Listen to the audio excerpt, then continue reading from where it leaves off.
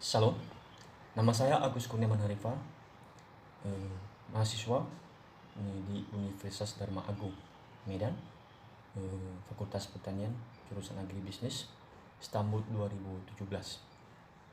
Nah, pada saat ini saya akan menjelaskan dampak COVID-19 terhadap sektor ketenagakerjaan ataupun dampak-dampak COVID-19.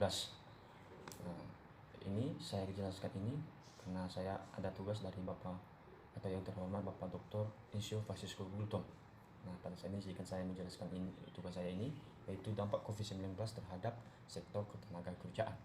Nah, pada dampak COVID-19 ini banyak sekali yang berimbas ataupun yang berakibat bagi masyarakat. Yaitu akibat COVID-19 ini masyarakat mengalami kesulitan dalam berbagai sektor, yaitu termasuk sektor ekonomi. Hampir seluruh sektor terdampak, tak hanya kesehatan, juga sektor ekonomi juga mengalami dampak serius akibat pandemi virus corona. Pembatasan aktivitas masyarakat berpengaruh pada aktivitas bisnis yang kemudian berimbas pada perekonomian. Laporan Badan Pusat Statistik atau BPS pada bulan Agustus ini menyebut bahwa pertumbuhan ekonomi Indonesia pada kuartal 2 2020 minus 5,32%. Sebelumnya pada kuartal 2001-2020, BPS atau Badan Pusat Statistik melaporkan bahwa pertumbuhan ekonomi Indonesia hanya tumbuh sebesar 2,97%, turun jauh dari pertumbuhan sebesar 5,02% pada periode yang sama pada tahun 2019 lalu. Kinerja ekonomi yang melemah ini turut pula berdampak pada situasi ketenagakerjaan di Indonesia.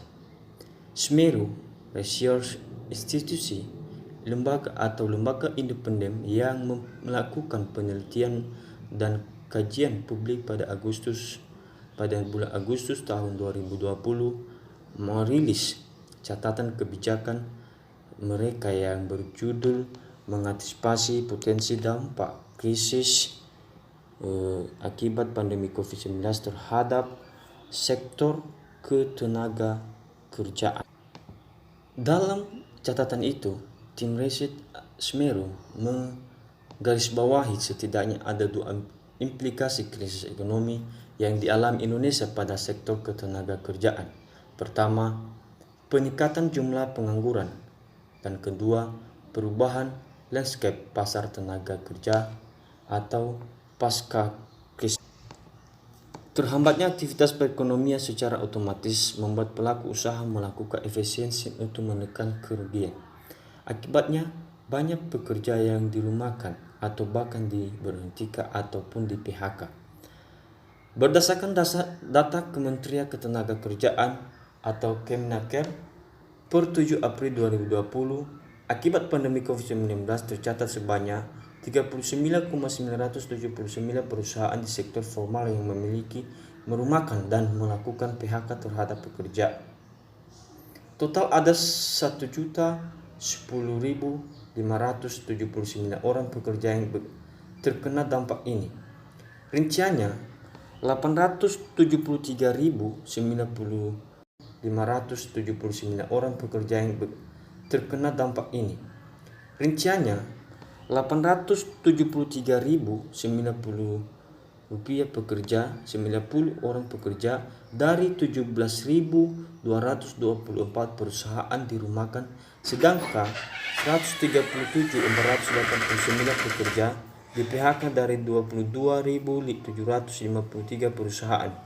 Sementara itu, jumlah perusahaan dan tenaga kerja terdapat di sektor informal sebanyak 34.453 perusahaan dan 189.452 orang pekerja. Namun dalam catatan kebijakan tim riset Semeru menyebut bahwa angka ini belum menggambarkan akibat pengangguran secara keseluruhan karena belum memasukkan pengangguran dari sektor informal dan angkatan kerja baru yang masih menganggur. Tim riset Semeru kemudian melakukan simulasi penghitungan peningkatan pengangguran secara total dan menghitung jumlah pengurangan penyerapan tenaga kerja dari masing-masing sektor sektor usaha terjadinya kontraksi ekonomi sampai akhir Maret 2020. Mengutip catatan kebijakan Semeru, hasil simulasi menunjukkan bahwa TPT atau tingkat pengangguran terbuka meningkat dari 4,99% pada Februari 2020 pada data BPS yang menjadi sekitar 6,7% sampai dengan 6,65% pada